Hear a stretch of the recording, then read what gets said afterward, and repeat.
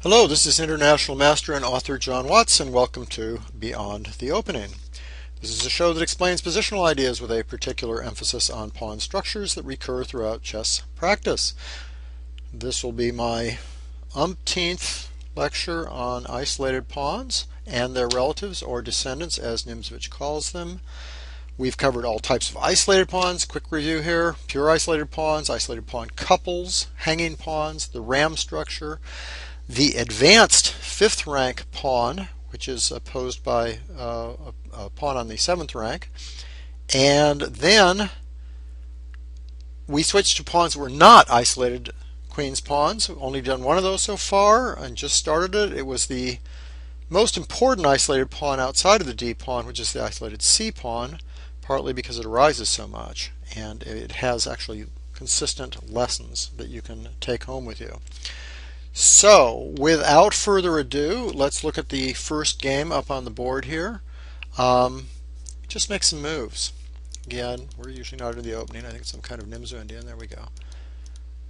With the knight on e2. So we have a standard isolated pawn position. The knight would be probably better on f3, but that's not really the point.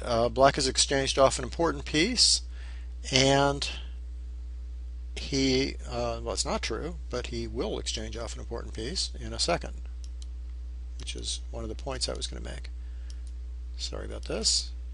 There we go. Now he's exchanged off the dark squared bishop, so that tends to be better for the isolated player playing against the isolated pawn, although you can exchange off as many as two pieces and still have an isolated pawn and stand better. But it's always nice to get something off. So let me just keep making some moves here. Okay, some more minor pieces. So that's, promising for black. But we know this is tricky. That stereotype is not so great. Now, this time the idea is that if he takes the bishop, then he can't stop the move d5, and white will get his pieces out moving pretty quickly. So one thing white has here is development, as so often. And black ignores that bishop, which is really a good idea. He attacks it. And white's really into exchanging pieces here. So I should say, by the way, that see this pawn structure, this is our traditional isolated D pawn structure against the E pawn, and it's probably important to say that this is going to turn into an isolated C pawn, but that the same principles are applying, which is that black is happy to have pieces exchanged. So we'll see how that goes. Now, white's trying to attack on the queen side, and black makes kind of a funny move that may not be the best, but we'll see. And the point is now that black can't retake with the rook because a5 is going to win this pawn. So he has to take with the pawn, and that means that the C pawn has arisen. The isolated C pawn, there we have it. And incidentally, you might be wondering also, why is it that we don't talk about pawns that are not stopped? For example, we haven't talked about any C pawn that wasn't restrained by another pawn. In other words, if all three of these files here are empty, how come we don't talk about that case with an isolated C pawn? Well, the answer to that is that, let me get rid of those arrows. The answer to that is that that would be a passed pawn. And that's a whole different issue, and we will get to that at some point in the future, but passed pawns are not quite the point here. We're looking at isolated pawns that are, in fact, in some sense, confronted with a pawn on an adjacent file. So now what's going on in this position? Well, you can already see some things. Maybe we can take one more move, but this is actually a pretty good position to look at. White has this incredible outpost on c5. That's a problem with an isolated pawn, isn't it? And black has his on d5, which, as we know, is a very good one. Also, it covers tremendous more squares that are from the center. On the other hand, a knight on c5 extends further into the opponent's position. You could argue maybe it's just a slightly better one. And depending where the action is, we'll find out which knight is better. It's easier in general to defend a pawn on the third rank than the fourth. And that's why this pawn structure is okay, even though it has slightly less aggressive look than the pawn does on d4. So even though white controls a little more space, black has an easier weakness to defend. Okay, let's just keep moving on here. So he attacks the d pawn. White gets rid of that knight. Really it looks pretty good for white, but it's interesting because of the fact that that pawn in the fourth rank is difficult. This is kind of a deceptive position. The reason he didn't play knight d5, by the way, is he doesn't want to block the attack on this pawn, even though that's a beautiful outpost. Okay, white defends the pawn and attacks c6. Black defends c6. And maybe he's thinking about knight f5 too. And so one thing I guess I want to say about this position is that it's a little surprising maybe, but probably black's already a little better. Just because, again, that d pawn is more vulnerable than the c pawn. Okay, and therefore the outpost, well, we'll continue here, but the outpost tends to be better for black also. So white really has to reorganize here to get his pawn defended. And now, of course, the problem is he can't put a knight on that outpost. So black's made some progress here. Another issue here, black's thinking about tripling. Another issue here is after black triples, he's going to have threats like that. He just simply has the more active rook. Rook's plural here. Okay, he attacks the b pawn. Everything's kind of vulnerable here, and that's an excellent move. With the advantages he has here, the attack on the d pawn and the b pawn, and the passive white rooks, he's going to get the queens off, and that's going to make it easier and clarify some of the issues. So what basically happened here? Basically happened, well, of course, is black outplayed white, but that it was just easier for him to get onto the d pawn than it was for white to get into the c pawn. So it turned out the d5 outpost wasn't that important, and the c5 outpost wasn't that important. Okay, so white adjusts his position. Let me just show you what might happen, just a variation to show you how black can demonstrate his squeeze in this kind of position. And this would go like this. Now he would attack b2. And now here's the part I want you to see. He simply restricts the knight, restricts this knight from these squares. So sets up a kind of a restraint structure. And just for example, then the king can come in closer to the center and protect the only little weakness there, which is not really attackable. And white might play just here. And here's the interesting point, to tie actually the knight down so that it's tied to that and can't attack the d pawn. And now you might already anticipate what white's going to do here, just from the fact that we've done 20x lectures so far, and there's a theme that's very consistent that comes up again and again. Black has pressure. Black has stopped white from doing almost anything. White's totally tied down, but black can't really win anything. He can't. There's nothing direct that he can win. So what does he do? He opens a second front, and that's the thing that I want to emphasize. So he opens another front. Once you get sort of stopped and your opponent is tied down, that's what you usually do. So I'll give a little example here because you don't want these pawns just coming down and kicking you away. So he tries g4. Let me see. I have a line with rook b3, knight back. King comes up. See, there's absolutely nothing white can really do here. It's a better way to defend the pawn, so he tries that. Now he's about to play knight g3, so you better get this move in. Plays knight here, covering that square, and here, and here. And white is totally on the defensive. If he takes that, he isolates this pawn. If he doesn't, there's going to be, this is probably going to fall. There's going to be problems on this f4 square. That's probably a one position, but I just wanted to mention that, like how a squeeze gets started. What do you do when you get a big advantage like this? Okay, that brings us back to the move rook c2, which he didn't play. I showed you g3. And he does the same thing. He stops knight e5, he brings the king in. These are, in a sense, just moves, but you'll notice that, there we go. So there's the second front again. Same principle. You can't really win anything, but then you open up the front and you either create weaknesses or manage to get through.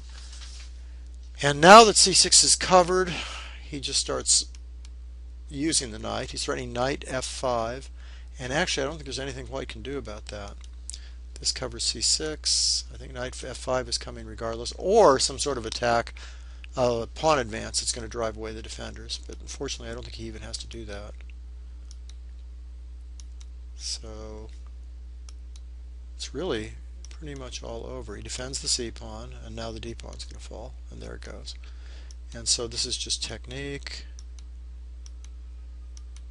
And we have Belyavsky here, who's one of the great players, was in the candidates. And it turns out that white gives him a little too much respect, I think, because at this point, very soon now, it just looks so overwhelming for black. And in fact, he resigned here. But if you look at it for a second, black can't do anything immediately, even though he's a pawn ahead. So, white should probably play on. I did find an idea for black. It's just not that easy to see exactly how black's going to win, but he is in this kind of position, especially with that looking weak. It's not that weak, actually. But some idea like this, and this, and this, and this, although white can harass black while he tries to do that. And then maybe even this and this. Funny position to look at. You might try and figure out how you would actually win this as black. White really shouldn't have resigned, but he's a pawn down. It just looks awful in terms of activity, and he's playing a great player, so I think he just didn't quite look that carefully. Okay, so we'll stop and we'll look at another game. Okay, this game is going to illustrate, we're kind of going back to isolated d pawns, but with a sub-variation with the isolated c pawn, which I think is a very interesting one. So this is the famous Lajos Portish. How many times he was in the candidates? 6, 7 maybe? Against Jonheim Donner, who was the subject of a book called The King, which is considered the greatest chess biography ever by many players. Not just one. There are an awful lot of people. Some people, it's their favorite book, so that's worth remembering. Jonheim Donner was a very crusty old fellow, a great journalist, but also a great chess player. He was in, you've probably seen his name in some of the classic tournaments. All right, best player in Holland for many years. So let's just see this game. You're going to see that this one actually turns into a, well, it's a traditional mainline of the English, but not quite mainline. Okay, so black tries to play d5. Doesn't happen too often in these positions, but he manages to get away with this. This game actually sort of disgraced this line a little bit for black. The interesting thing is that Ivanchuk revived this later. Played an absolutely insane game where the theory wasn't clear at all. Okay, what have we got here? We've got a basic isolated d pawn position, Tarrasch defense like. In fact, we've really transposed a position that looks very much like that. And let me actually show you one of the big points I was going to show you here is what would happen here if black now isolated the c pawn with this move. And that can happen in so many isolated d pawn openings where you get this structure. So now all of a sudden we have that fourth rank pawn again against that third rank pawn. The third rank pawn should be easier to defend. So let's just see what if he goes for the outpost in front of the isolated pawn. Let's play this move first, and that would be the natural move. Let's look for maybe this move trying to just get to here immediately. Let's look at that first now that I think about it. Okay, here's a possible line here, putting a little bit more pressure here. Black defends it. White plays here. Okay, now black occupies the absolute ideal outpost, the advanced one, the one we talked about. In the last game it was c5 versus d5. This time it's c4 versus d4. So it's really the same situation we had last time, except last time white never actually occupied c4. Let me just look at this. Black decides he's having a little bit of trouble here with his pieces because of space. So white grabs that, makes it hard to chase away that bishop on g5 too. Keeps attacking. And white reorganizes this knight. Covers this square, but it doesn't, so far that's covered, but still. Now we have, okay, let's just kick that and bring the rook back to the open file, and then we have a position. I have to go back for a second. Small issue here, large issue, but that's okay. After, was it f5 bishop c8? Yeah, we had this move.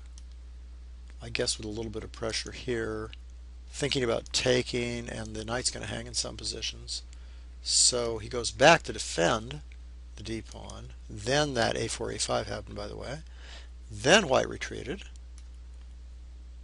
And now we get sort of a classic line against the isolated pawn right here. Everything sort of worked here. He's got the open file against it.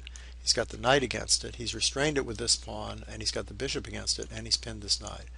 So that's sort of the ultimate situation with all the pieces rained down on d5, and he even has b file pressure just to rub it in. So black really didn't do the right things here. Black's supposed to get activity, as you'll recall, and start attacking white's squares and pawns, and he just never got around to doing that. And notice that this pawn, the pawn on c3, has never been attacked. So let's go back to the game. We'll just continue with that. Maybe I should also look at, let's look at the other way that this could go. That was knight e5, just trying to get there immediately. Let's look at rook e8. Hopefully these things are instructive, even though I'm not presenting them very well. Rook c1, knight takes, bishop takes. Now he doesn't get rid of that pawn, even though that would give him two bishops, because he wants to keep an open file, and also because this would be a kind of a not very good bishop. So black would start feeling happier maybe. So instead he keeps his pieces active, pretty natural move anyway. If he'd taken with the pawn, black might go here and start getting some play. Generally, maybe play bishop g4. We've seen that before. So this is really much better. He's threatening to win the d pawn. White covers that pawn, which a lot of times is hanging, if you remember right. Black now uses that file against the weak pawn. So that's the first sort of thematic move he made. But he's behind in development. This is a bad bishop. And his a pawn's attacked. Now his b pawn's attacked. And he gives up that. It turns out that's pretty much necessary because b5 was going to lose material other ways. So he allows these pawns to be doubled. You can imagine that's not a good idea, or it's not a good sign. It's kind of necessary. Defends his d pawn 3 times, so he's playing tough.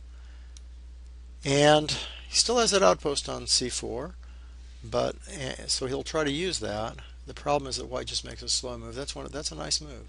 The idea is that if black takes that, guess what we have here? We should recognize this. There's no more weakness there, but the most important thing is that this is like a ram structure.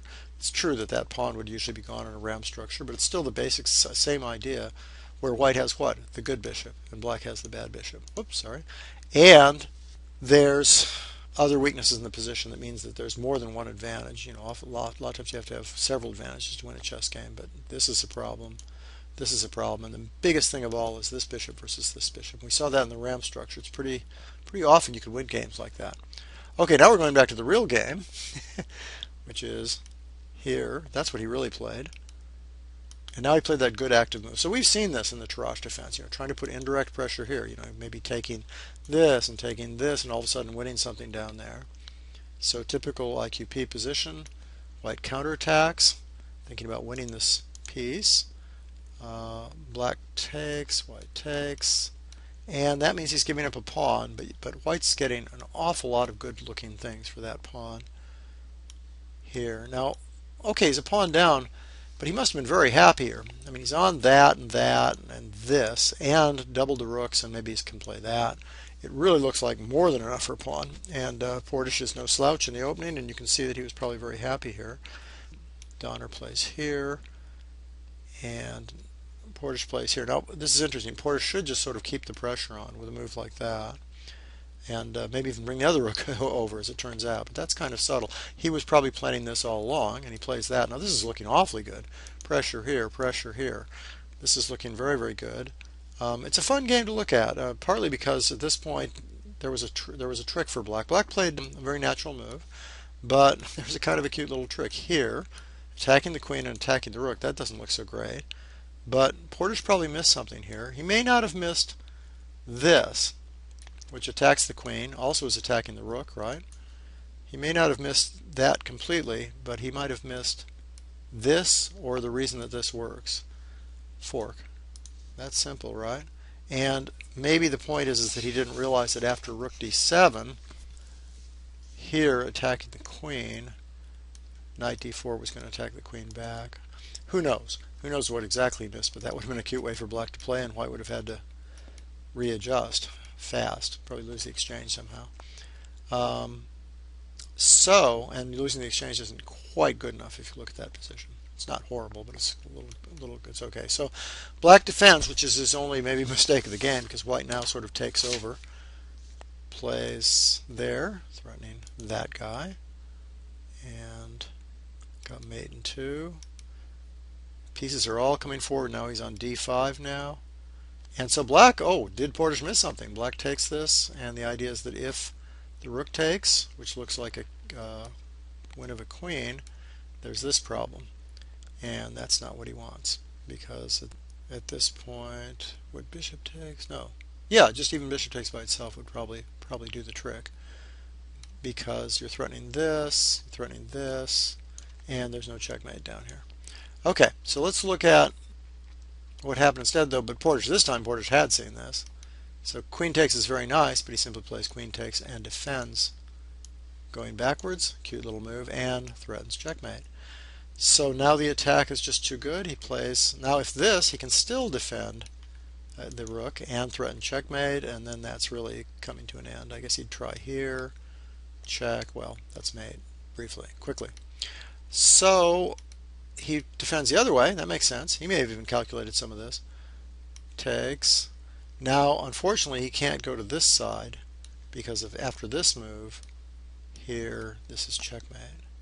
So he has to go to the other side, here, and that's inherently more exposed there, obviously. So white plays here.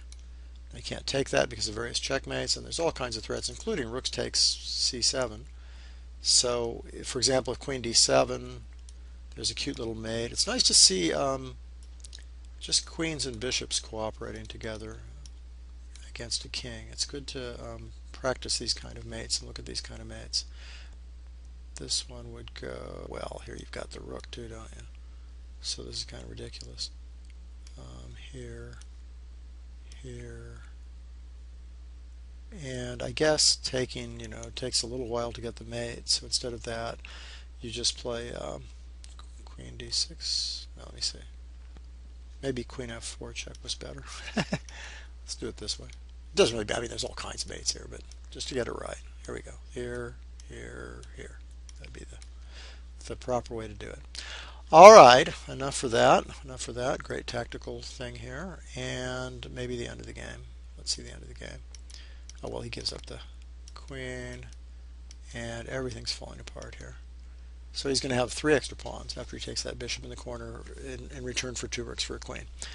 A classic game, one worth playing over again, by the way. So now let's get to another one, see if we can get through a few of these.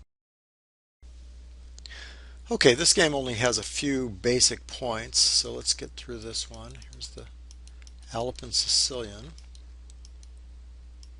traditional line. Now he plays the bishop there. First, the old order, just for the record, because you want to see how these c-pawns come up, is here, here. It's one of the classic c-pawns, actually. Probably worth taking a quick look. Because originally, I think black was reluctant to play this way until it was discovered that in this kind of position, this is going to happen in the game too, so don't have to go through this really fast. This kind of position, there we are with that pawn versus that pawn. Black was actually doing okay, even though it looks a little funny, or at least used to look a little funny to players. Okay, let's go to the game order, which you'll see comes to the exact same thing, but by a very artificial means, so it's better to know that. Okay, there we go.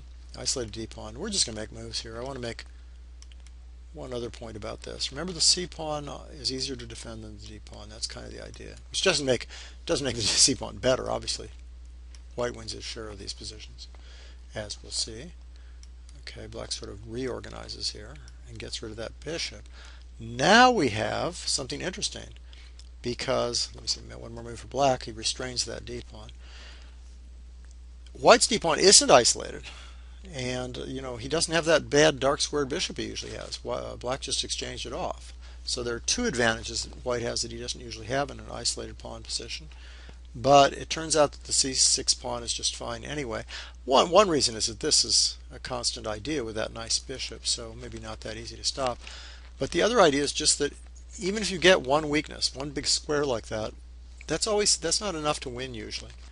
And that's good to know that you really need several advantages to win a game usually. So white plays very naturally here, piles up on the file, stops queen takes a2 so he can move the knight, and then does move the knight. So there he is on that square, and you'd think he would feel pretty good. But just in time, black is able to counter, and that was a knight b7 threat, by the way. That's why he couldn't take on d4, and now unfortunately he has to give up d4. Nevertheless, you would think that this beautiful outpost was going to be doing something nice, but it actually turns out here that really black should play rook d8 here to cut off some squares, and then that's very, very strong. He actually would stand better. Just too active. He's on this, and there's only one outpost, and it's not doing enough. Instead, he played a little less accurately. He played that move. And white could have played, well, for example, here. The point being that if he takes here, we have queen down. And if he plays queen over, whoops, plays the queen over to defend against queen d7 and e6 and moves like that because he's on the rook, then white can still get a pretty good game just because he's got such active pieces. Now that outpost does look pretty nice. And there's rook b7 and all kinds of other stuff. So as it turned out, he didn't play that way. This was actually the game, but white played that, and it really just didn't work out very well. And I don't know. We won't do too much of this. Black went on to win this. He's only a pawn up, but it turned out to be a good pawn. Okay, we're not going to look at any more of that. Okay, that's good place to stop. Here we have the last game. Fortunately, I'm just looking for really one position or a couple of positions. This time we're going to go on forever. We just saw this opening, so we're going to get that D pawn versus that isolated C pawn again, which happens in openings with C4, D4, and E4, so it's kind of neat that way. Okay, there's that bad bishop again, but we'll see what happens. Okay, now this time that's kind of interesting because maybe he'll go here and head that way. After all, this is a weak pawn too. Usually, again, these rook pawns are not weak in the middle game. Doubled rook pawns aren't even very weak in the middle game, but later on they'll kill you. Okay, it's a fairly natural move, right? But there's a really important point here. Okay, so white tries to take the queens off, and it's unclear what's going on here exactly. Same thing. There is one thing that's kind of interesting. This knight, that's only a support point. That's not an outpost, and this is an outpost. So white has to be careful that he doesn't just end up with a knight that is defending again like he did in the other game. And you'll see that. Okay, that's a mistake. That's just a tactical mistake. So let's look at what he should have done there. What he should have done instead was just play here and now here, keeping the knight out of e5. As I say, that's a support point. That wasn't an outpost, so now it's no longer, there's nothing going on there. And black still has a knight that can go to d5. So he has the sort of, he's won the battle of the knights. And let's take a quick look here. So maybe white could go here, for example, trying to get to that square. Not a bad idea, but it turns out that now black can make his freeing move, which is just going to give more activity. This is more of a case of where he takes, if he takes here, he's going to have a better pawn structure and activity. It's not so much because both weak pawns are being gotten rid of. And you might wonder, well, how does that work? If this, you have little tricks like this. So that's very nice. Maybe rook d2, and you just start taking things with really the more active game, and this pawn is going to hang. So that's good. And if he plays something else here, it's just hard to coordinate. It just turns out the tactics don't really work. For example, here, here, here. And now it looks like, well, he's holding on to this for a while, so who cares if he has weaknesses, but this is the problem. Once the bishop gets there with tempo, everything's going well. Can't play knight d6 because there's a pin on that file. So that would have been in a bad sequence. And that's just the specifics of chess. It doesn't really have to do with any great principles. It just turns out that white couldn't get away with that move knight d2, which means that this position is probably simply bad. Rook fc1, for example, runs into this. So you can't really keep those rooks attacking.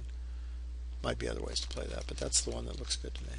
Okay, so that's pretty much the important thing is that he plays this mistaken idea here. And the reason that's a mistake is because after that move, black can't really take back. Because if he plays a move like that, he gets pinned. Probably didn't think that was so bad, but it turns out there's a clever way, clever way to take advantage of that pin, which is here. Then the rook comes over. B4 is becoming a threat. After that, just move the king. And after that, white's simply going to take everything off and get a passed A pawn, an A and B pawn. So two connected passed pawns, he can win that. So that was kind of a miscalculation. That's what happened in the game, basically. Is he was able to hold on to that pawn. And once he held on to that pawn, he simply won the game. We won't go into any detail there. Okay, time's pretty good there.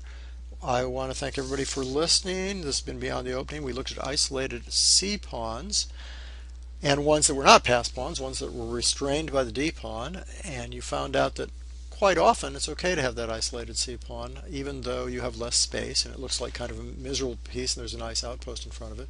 Because you have your own outpost on D5 and because your pawn turns out to be pretty easy to defend. And that's the great thing about having a pawn on your third rank, as opposed to your fourth rank. A weakness on your third rank is easier to do something about. Just think of the hedgehog or any of a million Sicilians with a pawn on D6. And there's that weakness, but somehow it's pretty easy to defend, isn't it? Okay, thank you everybody, and I'll see you next week.